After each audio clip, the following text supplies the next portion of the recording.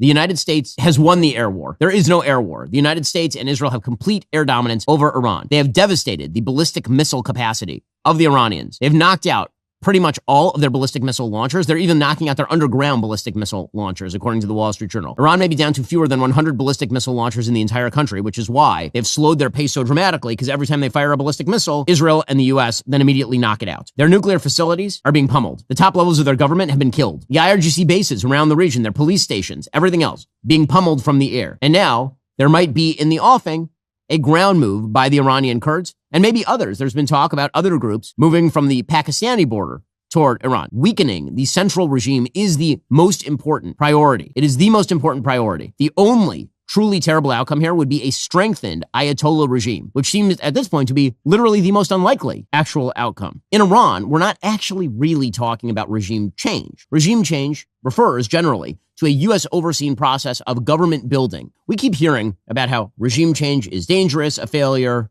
all the rest. What we're talking about here is regime destruction or replacement, where we knock over a regime and let it fall, and then we don't actually participate in long-term nation building. Sometimes that works, and sometimes it doesn't. The worst thing here is not chaos. Even chaos in Iran is preferable to the current Iranian regime. There are a lot of examples of regime replacement or regime destruction. Some of those are failures. For example, in Libya, we provided air support to rebels to take out Muammar Gaddafi, which was a huge mistake that I opposed. And then we let the country sort of take its own course, and that led to a massive migration crisis and an all-out civil war that continues until this day. Why was that a mistake? Well, because Gaddafi was actually contained, and the people rebelling against him were a checkered group of sundry terrorists and others. And then there's Iran itself, where the Carter regime essentially withdrew support from the Shah of Iran in 78, 79, and we have been suffering with the consequences ever since. But there are more positive examples. So, for example, in Chile, we created the pressure that led to the coup against Marxist Salvador Allende, who was replaced with General Augusto Pinochet, who is an anti-communist and human rights abuser, but who began instituting capitalist mechanisms that eventually led to prosperity and, under American pressure, democratization. In fact, we are the ones who pressured Pinochet to give up power. He thought about another military coup when he lost an election. We said, we will not support anything remotely like that. You're giving up power. Or, for example, Panama, where we deposed Manuel Noriega. We then installed the winner of the prior election, and things worked out pretty well. And of course, that's pretty much what we just did in Venezuela, where we destroyed the top of the regime, and then we left a second person in place.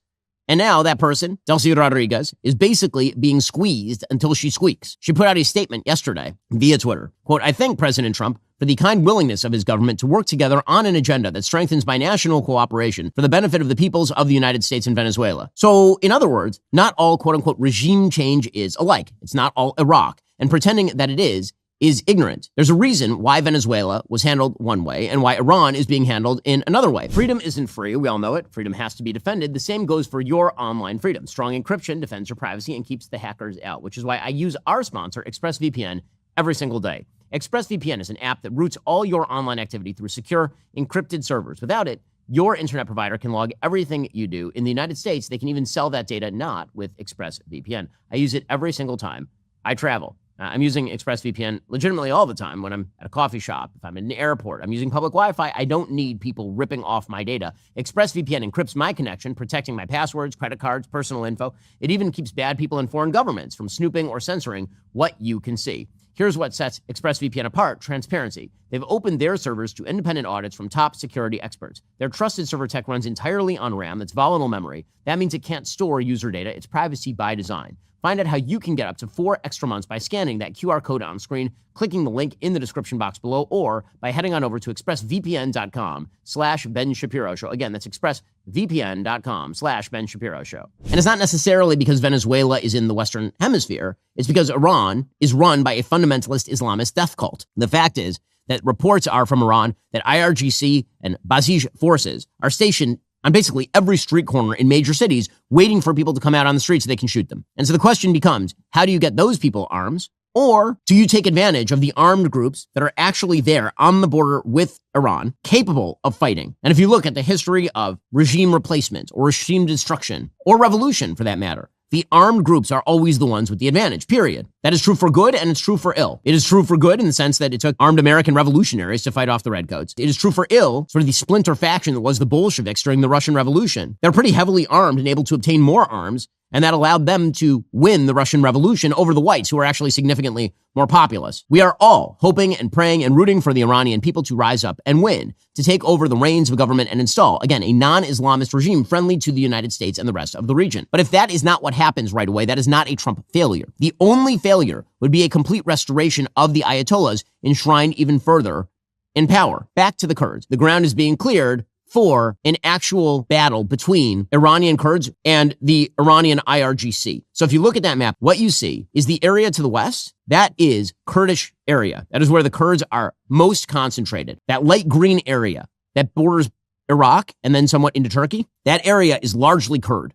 This is a map of military strikes in Iran. You can see when you sort of close in, those red dots are allied strikes, meaning U.S.-Israeli strikes in Iran. And you can see there's a lot of strikes right around Tehran, right around the capital. That's kind of IRGC bases. The area apparently that the IAF, that would be the Israeli Air Force, is really focusing on is in the west. In those areas, in the IRGC border patrolled areas that prevent Iranian Kurds, who historically were sort of exiled into Iraq, from coming back across the border with weapons. That is not a mistake. That is a strategy.